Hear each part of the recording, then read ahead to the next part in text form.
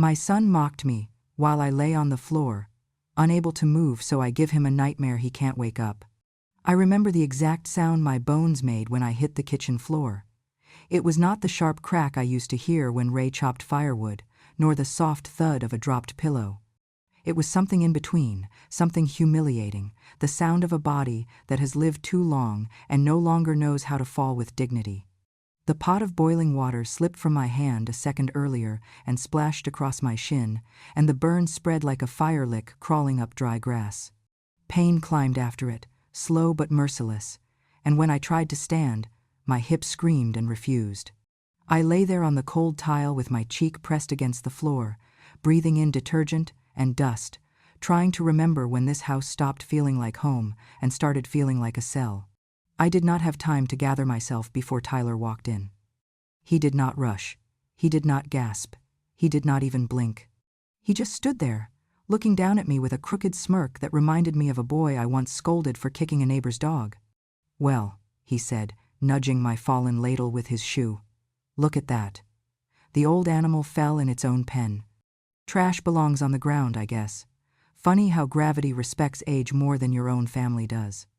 I wanted to speak, but shame tightened my throat more than pain did. Jenny appeared behind him, her arms folded, her eyes narrow with irritation rather than concern. "If she dies," she said, wrinkling her nose as if I smelled of rot, "she better die cleanly. Just don't bleed on the tiles," I just mopped. "I am not scrubbing old woman's stink out of this kitchen." Their daughter Lila pushed past them, phone in hand, angling it toward my face as if she had found a curiosity in the wild. "Grandma glitching again," she said brightly. "Maybe she needs a reboot." Humiliation flushes slower in old age, but it burns deeper. I felt every word settle onto my skin like fresh bruises. Their laughter felt like hands pushing me deeper into the floor. They laughed, all three of them, and for a moment I heard not their voices but Ethan's laugh, soft and nervous, the way he used to giggle when he was unsure if a joke was too mean. His laugh had warmth, theirs had none. I lay perfectly still, trapped between pain and memory, and something inside me twisted, not from the burn on my leg but from the realization that the boy I had raised had grown into a man who looked at me with disgust instead of love. If you feel justice deserves celebration, smash that hype button. Let us keep stories like this alive, echoing far, far away. Your support helps us bring understanding and love to those who deserve it. Thank you so much. Keep listening. Tyler crouched, just close enough for me to smell the cigarette smoke in his jacket. "You know," he said, tilting his head, "I used to wonder why you favored Ethan so much. Maybe this is what you deserve. Maybe this is what happens when a mother chooses the wrong son." Jenny chimed in before I could even process his words. "Do not start that again, Tyler." She loved her precious little Ethan. She never cared enough to discipline him properly. That's why he turned out like this. Lila laughed, adding her own cruelty without understanding a thing.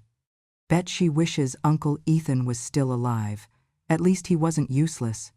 I felt something inside me crack, but not loudly.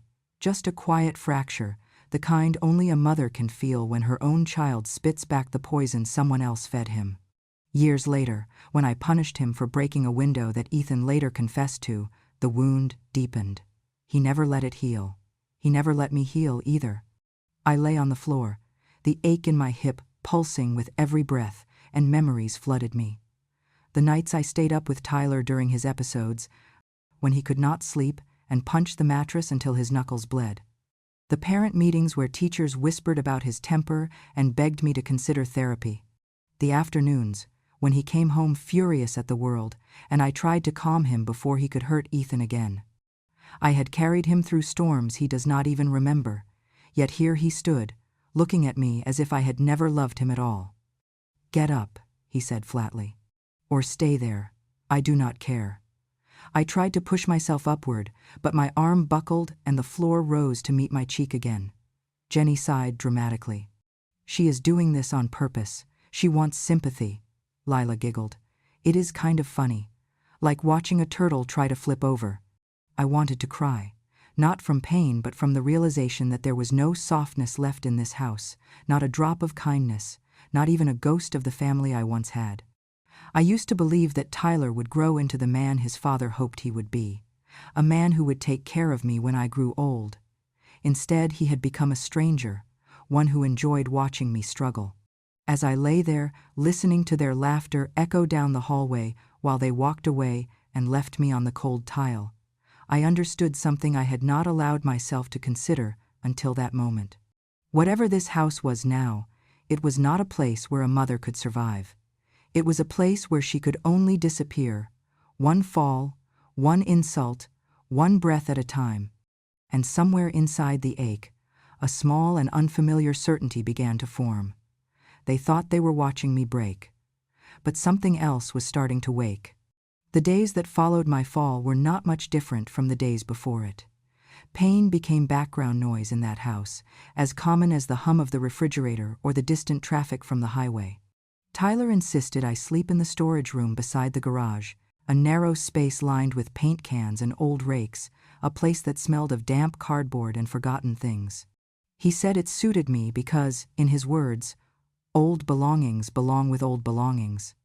He laughed every time he said it, as if humor could disguise cruelty. Jenny supported him with the steady conviction of someone who believed every harsh act was necessary for the greater good of her own comfort.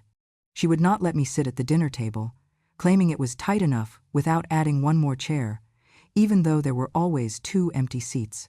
On nights when she cooked, which was rare, she slid my plate onto the counter without looking at me, and I ate standing up like a servant in a house I once paid for. Their daughter Lila, who used to braid my hair when she was little, now treated me like content for her online audience. I wanted to tell her that humiliation should never be entertainment, but whenever I opened my mouth, the words clung to my throat and refused to come out. Tyler followed her lead, perhaps because it was easier than facing the truth of who he had become, or perhaps because her approval mattered more to him than his own mother's well-being. Jenny filled his head with poison, one whisper at a time, telling him that clinging to the past would hold him back. I did not know all the words she used, but I saw their effects. Tyler stopped calling me Mom. He started calling me her, then that woman, and eventually nothing at all. They had plans for me. I overheard pieces of their conversations late at night when they thought I was asleep. Whispers about nursing homes, state facilities, and the cost of long-term care. Jenny wanted me gone, completely gone. But Tyler needed my name to secure a loan for a bigger house, so he convinced her they should wait a little longer. Their waiting looked a lot like cruelty. They began clearing my things without asking. First went the framed picture of Ray and me on our wedding day, the one where he held my hand as if he feared I might vanish. Then they tossed the box where I kept Ethan's last birthday card, a small piece of paper that smelled faintly of old books and the life we once had. Last came my journals, years of thoughts written in ink that had faded as slowly as my influence in that home. Jenny threw them into a trash bag and told Tyler they were hoarder trash. I watched the bag swing from her hand as she carried it out of the house, and with each step she took, something inside me sank further into itself. I tried to speak up once, only once. Jenny had pulled a stack of letters from the drawer beside my bed, the ones Ray wrote me in his 20s, the ones where he promised we would grow old together. She tossed them onto the donation pile as if they were meaningless scraps. I reached out instinctively and whispered, "Those are memories, sweetheart. Please leave them. They matter to me." Tyler did not even glance at the letters. He stared directly at me, his jaw tight and his eyes cold. "You are not part of this family anymore," he said. "Stop acting like your things matter here." I felt the words slice through something deep inside me, something that had already been fraying for years.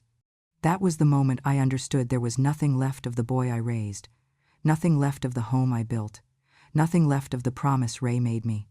And as the pieces of my past disappeared one object at a time, I felt something shift within me, a quiet awakening beneath the hurt. They thought they were erasing me. They did not know they were sharpening me instead. Every insult was a whetstone, every cruelty a spark. I do not remember the moment I tried to stand. I only remember the feeling that my body no longer belonged to me, that my legs were foreign things attached by threads too weak to pull me upward. The burn on my shin pulsed hot and sharp, and when I shifted my weight to rise, pain shot through my hip like a warning flare. I reached for the edge of the counter, but my fingers slid across the smooth surface, and I collapsed again. Harder this time, my shoulder hitting the tile with a dull thud that echoed in the narrow room. The sound must have drawn them back, because suddenly Tyler stood in the doorway, staring at me with the detached curiosity of someone watching a stranger fall on the street. "You again," he said, as if he had found a mess he already cleaned once. He stepped closer, not to help, but to get a better view, his shadow stretching across the floor until it touched my hand. "Look at this," he murmured with a chuckle, pulling out his phone. "Mom, you look like a turtle on its back, except a turtle knows when its life is over." I tried to breathe deeply, to steady myself, but the pain flared again, and the air left my lungs in a thin gasp. Jenny appeared beside him and clicked her tongue in disgust. "Still down there? God, Martha, you drag everything out. Just stay where you are. The floor suits you?" She nudged my leg with her foot, not enough to injure me further, but enough to let me feel the cruelty behind the gesture. I swallowed hard, more to fight the humiliation than the pain. "Please," I whispered, before I could stop myself. Jenny rolled her eyes. "Do not start begging. It is pathetic."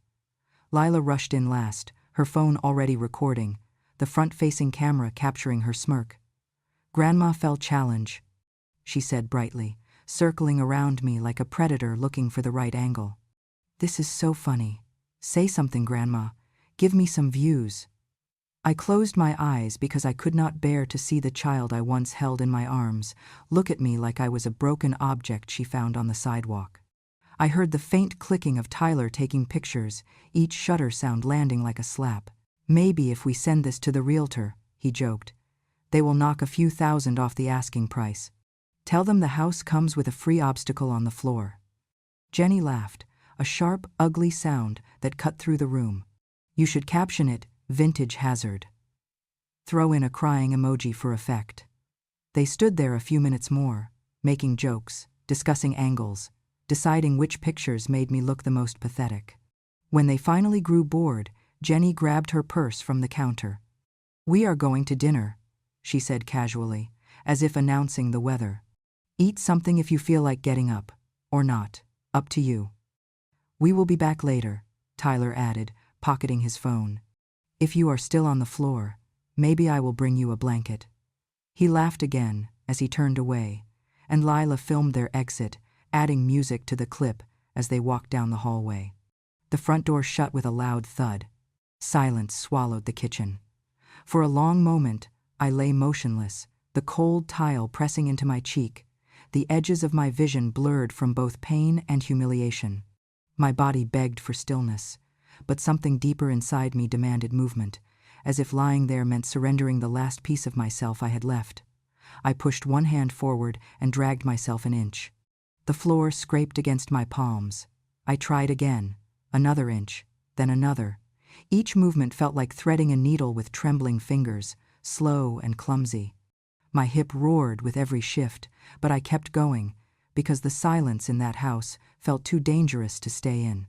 I aimed for the wall first, thinking I might pull myself upright, but the pain told me that standing was a dream I could not reach. So I crawled instead, inch by inch, toward the hallway, toward the room Ray had once used as his workshop. The cabinet stood there, heavy and worn, the same place he used to store his tools and spare screws. I reached for the handle to pull myself forward, but my arm gave out halfway, and my shoulder crashed into the wooden door. Something inside the cabinet rattled. I froze, listening. Ray used to lock everything tightly, even his old measuring tape, so why had the door creaked open? I pushed lightly with my fingertips, and to my surprise, the door drifted open another inch, then another, until I could see inside. On the top shelf sat a small black box, tucked behind a stack of yellowed envelopes and a folded flannel shirt of Ray's I had not seen in years. My breath caught. Ray had always been protective of that shelf, always closing the cabinet carefully, always turning his back so the boys could not see him enter the combination on the lock he usually kept attached. But the lock was missing now, the latch slightly bent, as if time itself had loosened it just enough. I reached up, my fingers trembling, and touched the edge of the box. The metal was cold, colder than the floor beneath me, colder than the silence of my family walking away. I pulled it toward me slowly, afraid it might slip from my hands. As soon as it was close enough, I recognized it, the combination safe Ray had once joked about, saying he kept his life inside it. "My whole world is in this box," he said once, tapping the top lightly, though he never told me what he meant. Too breathless to sit up fully, I rested the box against my chest and held it there, feeling the weight of it, feeling something shift inside me, something that did not hurt but trembled with the promise of truth. It was the first moment in years that the house felt less like a prison and more like a place with secrets waiting to be found. I did not know then what the safe held. I did not know it would unravel everything I thought I knew about my sons, my marriage, my grief, my guilt. I only knew one thing. Ray had locked away something he was afraid to say aloud. And in that moment, lying on the cold floor with that box pressed against my heart, I felt the faintest spark of strength flicker to life. It was not hope yet. It was something quieter, something sharper, something that whispered, in the smallest possible voice, that maybe I had not been defeated after all. The safe was heavier than I remembered, or perhaps I was weaker than I had ever been. I dragged it across the floor inch by inch until it rested against the cabinet, and then I let it sit in my lap while my breath steadied. The familiar metal dial waited for me, cold beneath my fingertips, and for a moment I hesitated. Ray had guarded this safe with a seriousness that never quite matched his gentle nature. If he hid something here, it was not money, it was truth. And truth, in my life, had always come with a price. But my hands moved on their own, guided by a memory I did not realize I still carried, the 3 numbers he whispered the night before his surgery when he thought he might not survive. "Just in case, sweetheart," he had said with a tired smile. I had promised him I would never open the safe unless I truly needed it. Tonight, lying bruised and cold on a kitchen floor my own family had abandoned me on, I finally understood what he meant. My hands shook, not from fear, but from the weight of the truth I was about to meet. The lock clicked open with a soft metallic sigh, and the lid lifted smoothly, as if it had been waiting. Inside, neatly arranged as only Ray would arrange them, lay 5 items. The first was a small USB drive, labeled in Ray's handwriting, "E-call." The second was a stack of printed photographs, still frames pulled from security footage. The corner of each picture bore the timestamp of a convenience store camera near the road where Ethan's accident happened. But the third item made my throat tighten. Ray's leather-bound journal, the one he always wrote in late at night when he thought I was asleep. I used to tease him about it, calling it his second brain. Now, seeing it there, I felt a chill. If he put it inside the safe, it contained something he believed the world could not handle. I reached for it with trembling hands, but something else beneath it caught my eye, a thick envelope marked "Living Trust Addendum." And beneath the envelope, folded with careful precision, was a letter addressed to me. I opened the USB drive first because it felt lighter than the others. I plugged it into the small laptop Lila had discarded months ago. The screen flickered to life, and then a single audio file appeared. When I pressed play, Ethan's voice filled the room. At first it was soft, frightened, barely more than breathing. "Tyler, Ty, please pick up." His breath hitched. I heard cars in the background, gravel shifting, the distant whine of pain. I cannot move. I think my leg is... Tyler, please, come back." A long pause, a sob, a gasp. Then Ethan's voice broke into a whisper I would never be able to forget. "Please don't leave me. Please, please don't leave me here alone." My hand covered my mouth, but the sound still escaped me, a raw cry, torn from someplace deeper than I ever knew existed. Ethan had called his brother while dying. He had called him, and Tyler never told me. I replayed the message twice, 3 times, each time feeling the truth rip deeper into me. I braced myself before reaching for the second item. The photographs were grainy, but clear enough. The security camera showed the road, the car, the moment of impact, and then Tyler climbing out, stumbling away, leaving Ethan slumped against the dashboard. In one frame, Ethan's hand reached toward the open door, reaching for his brother's retreating figure. Tyler never looked back. I stared at the images until the shapes began to blur, but Ray's journal pulled me back. I opened it to a page marked with a small ribbon. On that page, Ray had written a list of dates, incidents involving Tyler, patterns, notes about anger that came too quickly, apologies that were too polished, manipulation that grew more calculated each year. He had consulted a behavioral specialist once, quietly, without telling me. Next to the doctor's notes, Ray had written, "Potential for escalating violence if not monitored." I felt a wave of nausea rise in me. Ray had known, not everything, but enough. I reached for the envelope next. The Living Trust addendum was simple, brutally clear. It stated that if Tyler ever emotionally or physically abused me, directly or indirectly, all property and financial authority would revert solely to me. Not shared, not negotiated. Mine alone, with the explicit power to remove him from the home and sever him from the inheritance entirely. Ray had seen the danger years before I did. He had prepared for a day I never imagined would come. Finally, I opened the letter. The paper shook in my hands as I unfolded it. "My Martha," it began, written in Ray's rounded, patient handwriting. "If you are reading this, then something has broken in this family that I tried so hard to hold together." My eyes blurred, but I kept reading. "I know what Tyler did the night Ethan died. He left him. Ethan tried to crawl out of that car. He called for help. Tyler ran home and lied to us. I did not tell you because I was terrified of losing both our sons in one night. I buried the truth, hoping time would soften the memory. But time only sharpened Tyler, made him harder, colder. I pressed my hand against my chest. I am haunted by what I did not do. I am haunted by the day you will need protection from the child we failed to save from himself.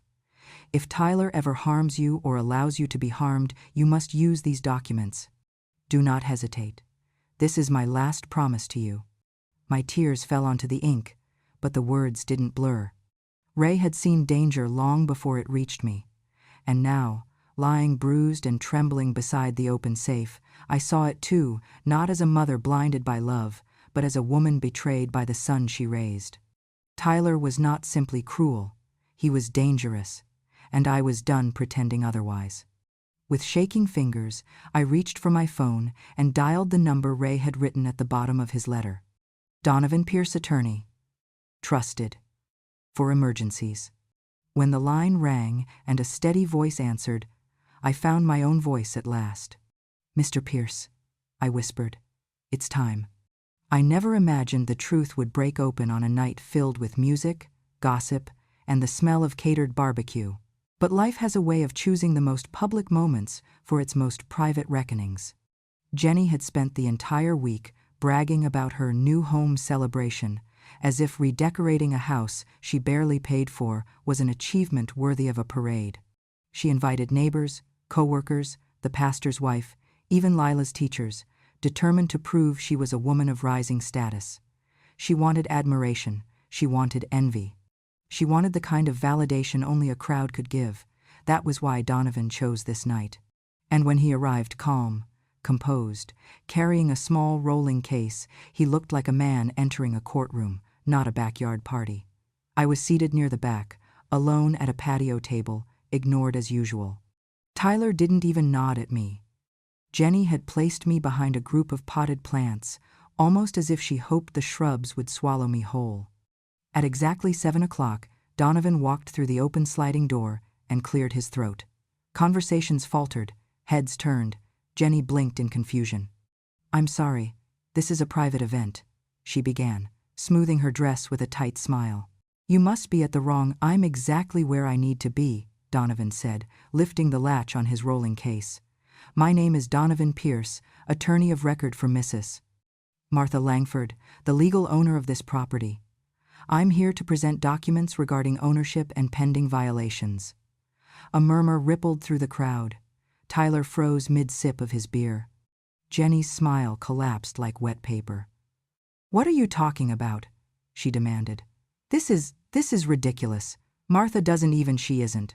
But Donovan had already turned toward the blank patio wall. He set up a small projector, connected a USB, and the first image flickered onto the surface, the grainy footage of the car accident, not the crash itself, the aftermath. Tyler stumbling out, Tyler backing away, Tyler running, and Ethan's hand, reaching through the shattered window, grasping at nothing but fading hope. Gasps filled the yard.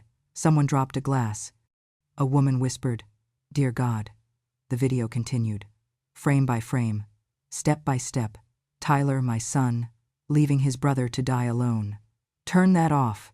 Tyler barked, lunging forward, but Donovan stepped aside, calm as a surgeon. "There is more."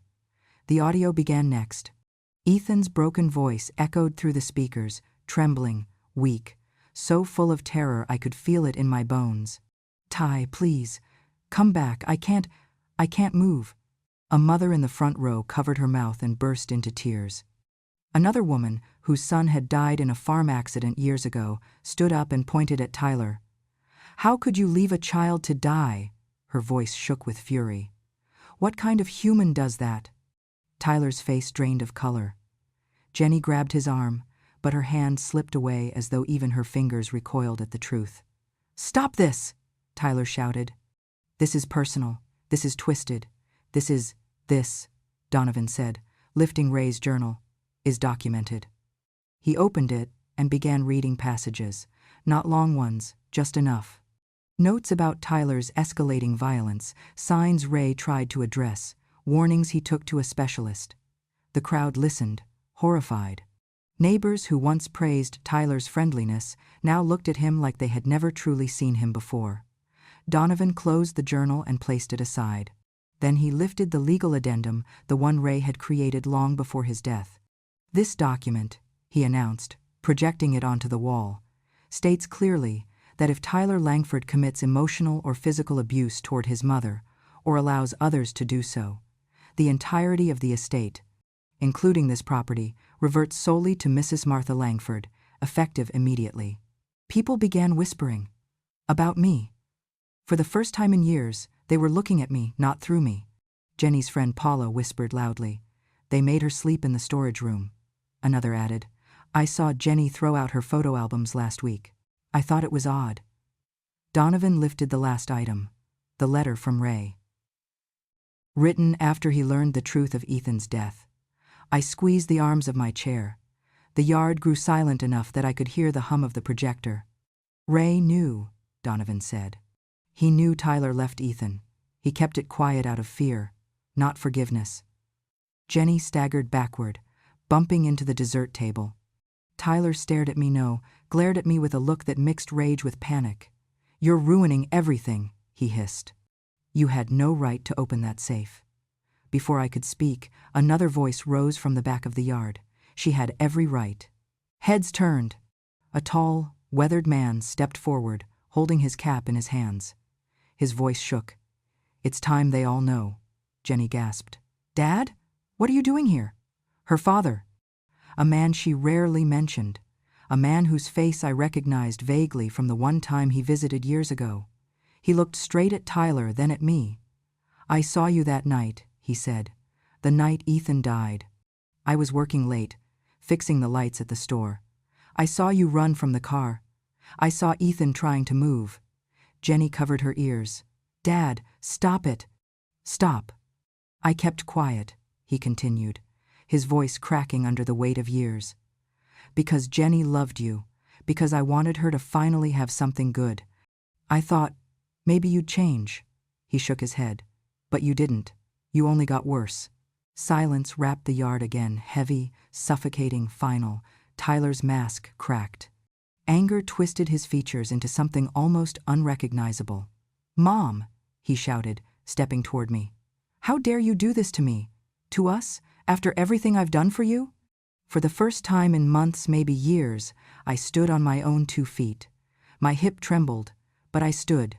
Not tall, not strong, but unbroken.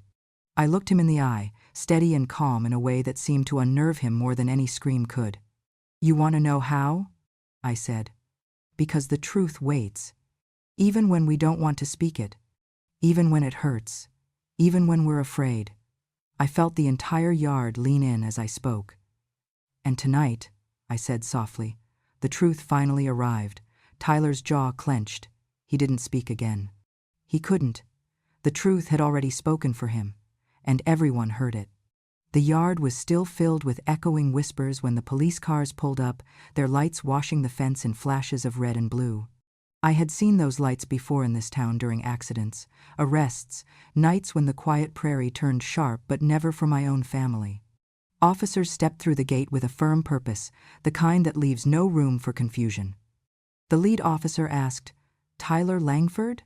Tyler stiffened, jaw tight, eyes darting between the crowd and the officers as if searching for an escape route that no longer existed. "What's this about?" he demanded, though his voice cracked, betraying him. The officer read calmly from the clipboard. "You are being taken into custody under 4 charges. Involuntary manslaughter related to the death of Ethan Langford, hit and run, causing fatal injury, fabrication of evidence following the incident, and felony elder abuse." People gasped. Several backed away from him. It was strange to watch how quickly a crowd shifts around a man once admired, how the body instinctively recoils from something it no longer wants to be associated with. "This is insane," Tyler shouted, but the officers were already moving toward him. He tried to take a step back, but Donovan's voice cut through the air. "There's video evidence, audio evidence, signed testimony, and a legal confession withheld for years." Tyler spun toward me, fury twisting his features. "You did this. You ruined my life." I held his gaze, steady, calm. "No," I said softly. "You did." When they placed the cuffs on him, the yard fell so silent I could hear the faint rustle of leaves from the cottonwood tree near the fence. One by one, people turned away from him, neighbors who once shared beers with him, parents who once complimented his helpfulness, teachers who once praised him. They looked at him now the way people look at something rotten left too long in the sun. As they let him out, someone muttered, "Monster." Someone else whispered, "Poor Ethan." Another said, "I can't believe we didn't see it." But I had seen it. Too late, but I had seen it. Jenny tried to follow the officers, shouting after them, but another officer stepped in front of her. "Ma'am," he said firmly, "you are not under arrest at this time, but you will need to come in for questioning regarding withholding evidence and participation in elder neglect." The color drained from her face. "I what? I didn't do anything." "You knew," the officer replied. "We have statements indicating you were aware of the treatment toward Mrs. Langford and participated in it." Jenny's friends, women who had spent the past hour bragging and gossiping beside her, began quietly slipping out the back gate, avoiding eye contact as if abandoning a sinking ship. One whispered, "She let her mother-in-law sleep in a storage room? God, no." Another shook her head. "I'm not getting involved with that family again." Within minutes, Jenny stood practically alone, trembling, trying to call someone, anyone, but every call went to voicemail. Her social circle, so carefully curated, fell apart in a single night. And for the first time, I saw something unfamiliar in her face. Fear. Not anger. Not contempt. Fear. But the one who surprised me most was Lila. While her parents shouted and struggled and tried to maintain whatever crumbling dignity they had left, she stood frozen near the edge of the yard, the blue light flickering against her pale face. She wasn't filming. She wasn't smirking. She wasn't mocking. She was staring at the projection still frozen on the wall, Ethan's hand reaching through the shattered window. I watched her swallow hard, her lips trembling as she whispered, almost inaudibly, "He was calling for help." She covered her mouth with both hands. "He was calling Uncle Tyler." A teacher approached her cautiously. "Honey, let's step away from the screen." But Lila shook her head, eyes overflowing. "He left him," she cried, choking on the words. "Dad left him. Uncle Ethan. He was in pain, and he left him." Her tears poured freely now, messy and unrestrained, the kind children can't hide when they finally see something horrible clearly for the first time.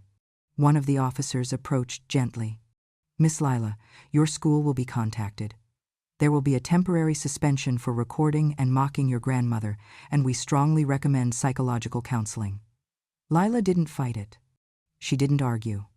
For the first time, she didn't hide behind sarcasm or screens.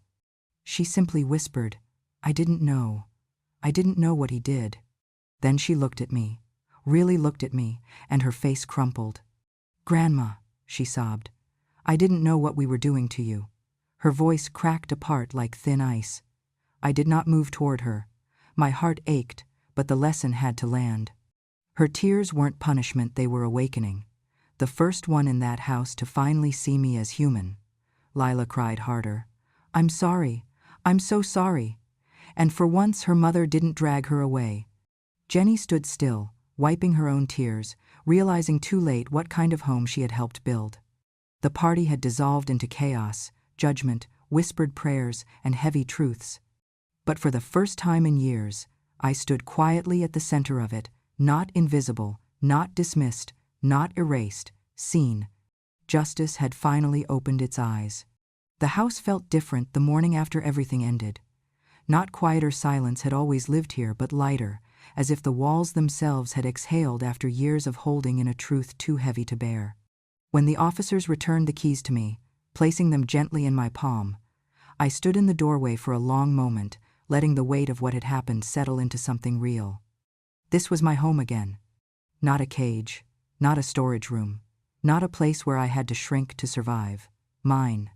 I walked through each room slowly. The living room still held the faint scent of last night's panic, but I opened the windows wide and let the sharp Nebraska wind sweep through. I put Ray's flannel shirt back in its rightful drawer. I rehung Ethan's picture in the hallway, right where the morning light touches it first. In the kitchen, I polished the old cedar table until it gleamed, the way Ray used to do before family dinners. With each small act, I felt a part of myself returning pieces I hadn't realized I'd lost. In the weeks that followed, I used the financial authority Ray left me exactly as he would have wanted. I restored the house room by room, not as a monument to him but as a promise kept. Then I visited the bank with Donovan and established something I had dreamed about for years but never felt worthy enough to build. The Ethan Foundation, a small fund to help local kids afford after-school programs, tutoring, or just a safe place to go when life grew hard. Ethan used to bring extra sandwiches to school just in case someone forgot theirs, and I wanted that gentle heart of his to live on in something bigger than tragedy. The town began treating me differently, not with pity but with a respect so long overdue it almost felt foreign. People stopped by with casseroles, with cards, with quiet apologies for not seeing what had been happening behind my closed doors. I accepted their kindness with gratitude, but not as a woman broken, instead as a woman rebuilt. But the final chapter, the one that mattered most, happened in a small visitation room at the county detention center. The guards led me in, and I sat down across from Tyler. For a moment, he didn't look like the man who mocked me on the kitchen floor. He looked like the little boy who used to run up the porch steps, carrying drawings he made just for me. But illusions fade quickly, and when he lifted his head, the weight of the choices he had made settled over us like winter frost. Tears streaked down his cheeks before he could speak. "Mom," he whispered, voice raw, "I'm sorry. Please, please forgive me. I didn't mean for any of this. I didn't mean to hurt anyone." For a moment, I simply watched him, studying the face I once loved without condition. A face that had lied, abandoned, mocked, and destroyed. A face that had once run away from a dying brother. A face that had laughed while I lay helpless on the floor. When I finally spoke, my voice was steady, not cruel, but carved from truth. "You laughed when I was on the ground, Tyler, but you have been lying in your own guilt for 20 years. You left Ethan to die and built your life on top of that grave. You harmed me because facing yourself was harder." He shook his head, crying harder. I didn't know what I was doing. I was scared. I leaned forward just slightly. "Fear doesn't excuse cruelty. And I didn't create your nightmare. You wrote it yourself, every page, every choice, every lie. He sobbed into his hands, but I did not cross the table. I did not reach out. Some lessons arrived too late for comfort. When the guard opened the door and nodded that my time was up, I stood slowly. Tyler looked up at me one last time, desperate, broken, still searching for a way out of a darkness he had chosen long before I ever opened that safe. I paused at the threshold and said the final truth he needed to hear. Some nightmares come from demons. But yours, Tyler, came from the mirror. And then I walked out. The sunlight outside was warm against my face, the kind of Nebraska sun that stretches wide across the plains and makes even the oldest bones feel alive again. For the first time in decades, I felt it fully. I stepped forward, not as a victim, not as a burden, but as a woman who finally belonged to herself. I was living again. You know, after all these years, after all the nights I cried quietly into my pillow so no one would hear, after all the times I wondered whether my life still mattered, there is one thing I've learned.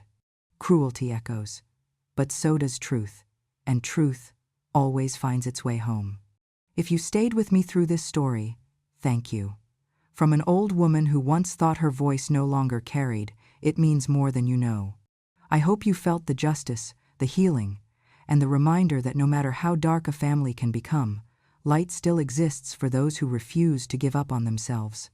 And if you want to hear more true stories from women like me, women who loved, who lost, who endured, and who finally rose, then I'd be honored to share my porch with you again. So, go on, sweetheart. Subscribe to Grandma True Stories. Stay close, stay kind, and let these stories travel farther than the silence we once lived through. Until next time, this old heart of mine thanks you for listening.